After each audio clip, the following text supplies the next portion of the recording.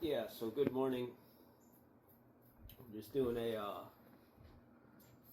a rip current forecast. I'm not gonna do too many of these because I'm only gonna highlight the times when lifeguards are getting off duty. Obviously, if lifeguards weren't out there patrolling the water, the amount of incidents that we would see would be just probably unfathomable. You know, but I'm just putting out the warnings for. I mean, if this ever gets to someone who doesn't know anything about the ocean and they think that it's the same as a swimming pool, and there's still so many people out there with a really bad swim stroke. Being a lifeguard and being around the ocean for so many years, you just watch them and you're like, yeah, there's so many people out there that if they were to get caught in a rip current, um, this is going to be your last day on Earth. And it's really scary to think that. Um, because I see people jump in the water all the time, and my mind automatically connects with a lot of the things like I've experienced out in the water. And I look at their swim stroke, and I'm like, if that lifeguard leaves right now, and you get caught in this bad spot, and I see this with parents, children. I'm not just seeing this amongst like older folks, stuff like that. So when I'm making these connections, it tends for me to care about this subject a little bit more than the average person, just based on how much experience I have out there. And knowing when I see someone, I'm like, wow, if the lifeguard was gone, you probably wouldn't make it, if you got caught somewhere. Um, so, like, my,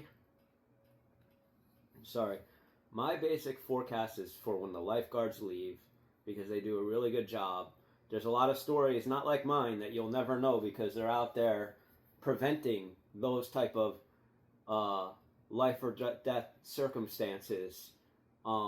They're preventing people from even getting into those situations that I had to deal with. 16 people within a span of a week. We'd see a lot more stuff like that if it wasn't for them controlling people, keeping them in the shallows. They know probably just as much as I do, a lot of them. So you got to give credit to them and know that they're so valuable out there. Like most people don't even know. So the forecast for today, the tides may be pulling a little bit stronger because I researched yesterday and I heard, and because I watch weather, I watch earthquakes, which is really picking up steam right now. If you pay attention to that, I watch all these things. So yesterday I learned that it's a new moon. So in the phase of the full moon and the new moon, the tides are going to be at their strongest. So that could factor into a little bit of a tougher rip current tonight. So I was watching, like I just did the graph yesterday. So, like I said, now we call it dead high tide, which is like high noon. How you say that, like right on the mark, is going to be at around 4 today. Now, this is a pretty good thing that if you come across this and you're planning on coming down to the shore, this is for most. It's a marginal estimate, but most of the tides along the ocean side of the Jersey Shore are going to be around 4 o'clock today. So at 4 a.m. already passed. I'm not too much concerned about the people that are going to be swimming. So basically that hard slope probably would have been this morning. The smaller tide would have been around maybe 6 o'clock this morning, maybe 2 hours after that really high tide mark. It was going to hit that slope right around 6 today. So maybe if you were swimming around 6, not too many people, like your average beach patrons aren't out there at that time. Just the real deal swimmers, they might have felt some pull out there if they were swimming in the ocean or something like that. So the next high tide is going to be at 4 today, 4 p.m., which is going to be at that highest mark. Now you don't have to worry about that first hour or two. I mean, obviously, if you're not going to go in front of the lifeguards, you always got to worry, no matter what tides. But if you are not going to pay attention to what I'm saying, probably around 6, probably between 6 and 8 tonight are going to be that really hard rip. Just like at the Ripper where I got all those people out, If that spot turns on, that's where you're going to have trouble. Not to say that there aren't spots like that along the Jersey Shore. These spots can open up. They're unknown, a lot of them, but I know this specific spot, if it's pulling anything like it was like 2 weeks ago when the tides were, at their maximum, the spot that I call it the Big Rippa, yeah, you could end up on my social media. And, I don't want to see things like that.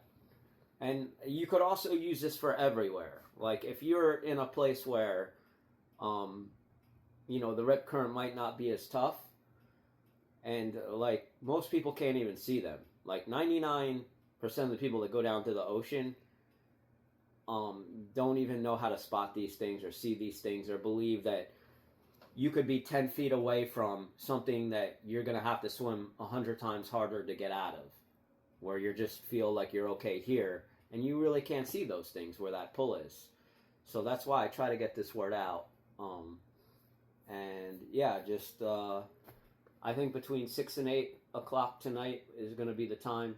And one of the good things is that I know that, like the old beaches where I used to lifeguard back in the day, we used to get off at 5. But I think the popularity of that beach has gotten so, it's a packed beach just like where I go.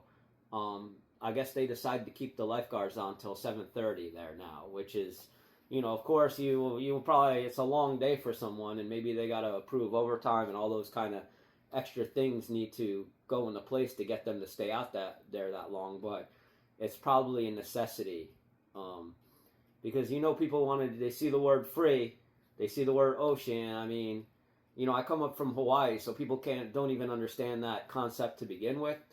But like, I've lived here my whole life, and this is how lifeguards get paid, and they use it for other, they justify it for other. I'm not going to get into the politics. I just tell you what's going on. And the beach where I grew up, still a very popular beach, Seaside Heights as well. I didn't do all my lifeguarding there, but I grew up there surfing. It's still 5 o'clock, pretty much everybody leaves. I'm not sure about Seaside Heights, but Seaside Park, where I've been going, everybody's gone at 5. And maybe they stay a little bit longer on the weekend. So I'm not sure how that works. But all I know is the Big Rippa, nobody's there at 5 o'clock. So that's why I say that area. I've seen it. I've dealt with it. Within that 100 yards, I have about almost up to a couple. I dragged a couple out of there, maybe like with the kid that I was actually checking on about 2 years ago. So I almost have 20 people in that one area. Like I've had to help out total. And this is just one spot. This is one small spot. So with that being said, yeah, if you're going to disregard what people are saying, what I'm saying, everything, and you just want to go and enjoy the free beach, I say around between 6 and 8 are going to be those hard rip currents where there's going to be probably no lifeguards and nobody to help you if you run into trouble. And if you do get into trouble, the people that are going to be able to help you are going to be the ones that are going to use the shockers, the defibrillators, maybe you have to do some chest compressions on you, stuff like that, and that's just the seriousness of the situation. Or somebody else like that one guy down in South Carolina that went out to go help out all those people. Unfortunately, he was the one that didn't make it out. So you also put other people in risk because they want to help. And to tell you the truth, to ever be in a situation where you feel helpless, and you see something like that happening, and knowing that you got to live, like it's a tough thing to deal with. So with that being said, be safe, and yeah, just always swim next to a lifeguard.